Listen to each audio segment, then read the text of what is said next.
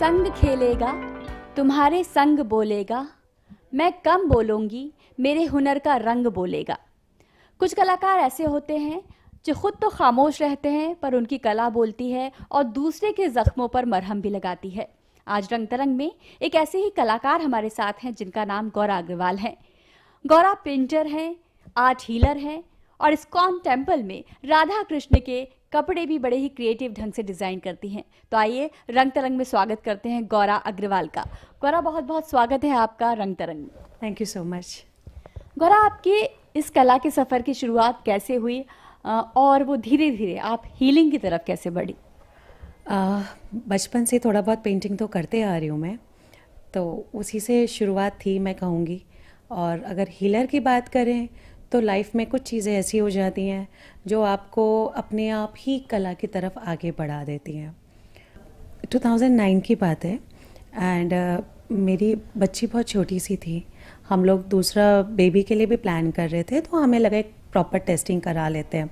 जब चेकअप कराया तो सब कुछ पता चला कि भाई ओवरीज़ में एंडोमेट्रिक सिस्ट हैं, ओवरीज़ का साइज़ काफ़ी बड़ा है एंड वो ओवेरियन कैंसर के लिए आगे बढ़ सकता है।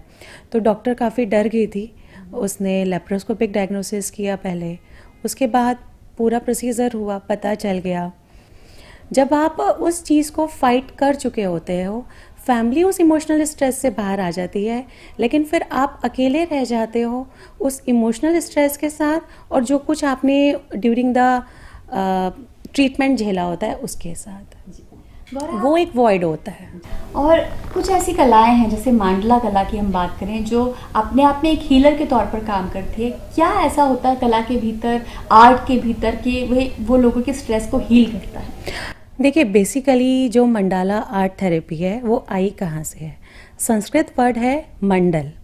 हमारी चाहे भूमंडल कहें, चाहे आकाश मंडल कहें, या हम कहें कि संसार की जो शुरुआत है, उसमें भी जो कंसेप्ट आता है वो हिरण्यगर्भा का आता है। वो भी एक मंडल है, ठीक है। जब उस मंडल की हम बात करते हैं, ऐसे ही हमारी हर एक की बॉडी का एक मैग्नेटिक फील्ड होता है, एक मंडल होता है या चक्रास होते हैं। उन चक्रास जो होते हैं, जो हमारे मंडल्स होते हैं, ये सारे के सारे ऑरा कलर के होते हैं। जब भी उन कलर्स में डिसबैलेंस होता है, उनमें कोई भी इंट्रूजन होता है, कई बार हम खुद में हमारा स्ट्रेस या हमारे इमोशंस उसमें इंट्रूजन होते हैं, कई बार वो हमारे बियॉन्ड द कंट्रोल होते हैं। तो हम उन इंट्रूजन्स को जब झेलते हैं तो उस डिसबैलेंस जो कलर्स में होता है वो कलर से ही हील होता है।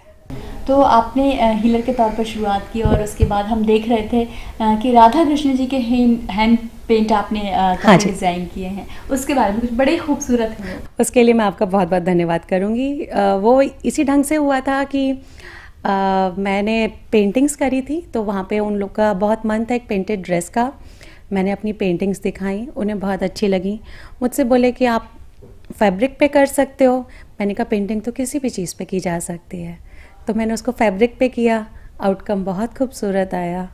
आप डूडलिंग के बारे में भी बात कर रही थी गौरा। अभी हमने कहानी पढ़ी थी एक बच्चे की जिसने डूडलिंग के जरिए उसको एक रेस्टोरेंट में नौकरी मिली है। इंग्लैंड का वो बच्चा है। डूडलिंग के बारे में बताइए, आप भी बचपन में करती थी? हाँ जी, बिल्कुल करती थी। और डूडलिंग के लिए मैं ये कहूँगी कि जब हम सबसे पहले बच्चे के हाथ में, उसके हाथ में पेन, पेंसिल, कलर होता है, शायद वो 2-2.5 साल का होता है, तब वो डूडलिंग से ही शुरू करता है। वो जो स्क्रिबल करता है हम समझ नहीं पाते, लेकिन वो प्रकृति ने हमें डूडल करने का एक कला दी है, तो वो बहुत ज़रूरी है। आप जब आर्ट के ज़रिए हील करती हैं और कोई स्ट्रेस में पर्सन आता है, तो आपको कैसे पता चलता है कि इसके अंदर दर्द है, या कैसे कुछ ऐसी चीज़ें वो करता है रंगों के ज़रिए कि आपको पता चलता है? उसमें आप ये देखिए कि जब आप किसी से मिलते हैं और आपको फर्स्ट टाइम मिलने पर ही एक वार्मथ फील होती है, तो वो क्यों फील होती है? क्योंकि उसका ऑरा आपका ऑरा कलर्स मैच करता है। जब आप किसी से मिलते हैं कोल्ड फील होता है, तो आपके ऑराज मैच नहीं करते हैं और उसकी पर्सनैलिटी में कई बार कोल्ड कलर्स ज़्यादा होते हैं। उसी फॉर्म में अगर आप देखें कि जिन लोगों को एंग्जाइटी ज़्यादा होती है, वो नॉर्मली कलर्स शॉर्ट टेम्पर्ड होते हैं, वो नॉर्मली रेड्स उठाएंगे। जो लोग डिप्रेशन में होते हैं वो कभी भी रेड्स नहीं उठाएंगे, वो हमेशा ब्लू उठाएंगे। अगर आप किसी भी को भी देखें, वो ब्लैक एकदम से नहीं उठाता, उसको लगता है ब्लैक उसके बिल्कुल ही शायद जो उसने बहुत इमोशंस को बहुत दबा के रखा हुआ है, या जो उसकी इनडिसिसिव नेचर है उसको डिपिक्ट करेगा, इसलिए वो ब्लैक कभी नहीं उठाएगा। वो कलर्स उठाएगा जो क्लोजर टू ब्लैक होंगे।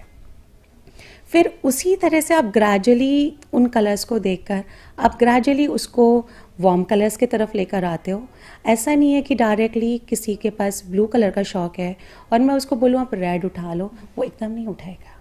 उसको आपको ग्रीन, येलो, ऑरेंजेस, फिर रेड में लाना पड़ेगा, जैसे हमारा विबग्योर बनता है, इंद्रधनुष के हमारे कलर बनते हैं। ऐसे ही आप डिप्रेशन, एंग्जाइटी और स्ट्रेस के लोगों को कोल्ड कलर की तरफ लेकर आते हो। आपकी जब हम पेंटिंग्स देख रहे थे गौरा, उसमें राधा कृष्ण भी हैं, पौराणिक कहानियाँ भी हैं। हाँ। तो वो क्या, उस पर आपको बहुत दिलचस्पी है? अगर आप कलर्स की ही शुरुआत देखें तो हमारे पुराणों में से एक पुराण आता है विष्णु धर्मोत्र पुराण। वो एक पर्टिकुलर पुराण है जो स्पेसिफिकली कला के सेगमेंट को से डील करता है। वो हमें यहाँ तक भी बताता है कि घर में अगर एक पुस्तकालय होना चाहिए तो उसके पास में एक प्रॉपर आपके कलर्स का, रंगों का एरिया और कैनवस को कैसे स्ट्रेच करके रखना है वो तक भी होना चाहिए। अगर शास्त्रों में ये लिखा है तो वो चीज़ बहुत इम्पॉर्टेंट है। आपको क्या इंस्पायर करता है कि आप रंग उठाएं और कलर करने बैठें? प्रकृति। शायद ही कोई रंग है जो प्रकृति में नहीं है। तो मुझे लगता है कि जैसे अब आप हमारी इंडियन आर्ट फॉर्म्स देखो, आप चाहे उसको मधुबनी देखो, चाहे आप पिछवई देखो, चाहे आप वर्ली देखो, गोंड आर्ट देखो, आप कुछ भी आर्ट फॉर्म देखो, वो प्रकृति से जुड़े हुए हैं। और आपकी कलाओं में भी दिखती है ये प्रकृति जैसे और बड़े ही सुंदर कलर, बहुत ही ब्राइट कलर आप यूज़ करती हैं। बिल्कुल हाँ, कलर्स मैं ब्राइट करती हूँ, लेकिन उसके पीछे भी एक फेज़ है। जब मैं बहुत स्ट्रेस में थी या जब मैं इमोशनल बहुत ज़्यादा स्ट्रेस से डील कर रही थी तो कलर से डर लगने लगा था। कलर्स मेरे को लगता था एलियन हो गया है। उस समय मैं सिर्फ मोनोक्रोम करती थी, मैं सिर्फ ब्लैक एंड वाइट में करती थी। और जैसे आप ये देख सकते हो, ये जो ब्लैक एंड वाइट मेरा पेंटिंग है वो उसी चीज़ को रिप्रेजेंट करता है। इसमें भी प्रकृति है, 3 तत्व हैं हमारे।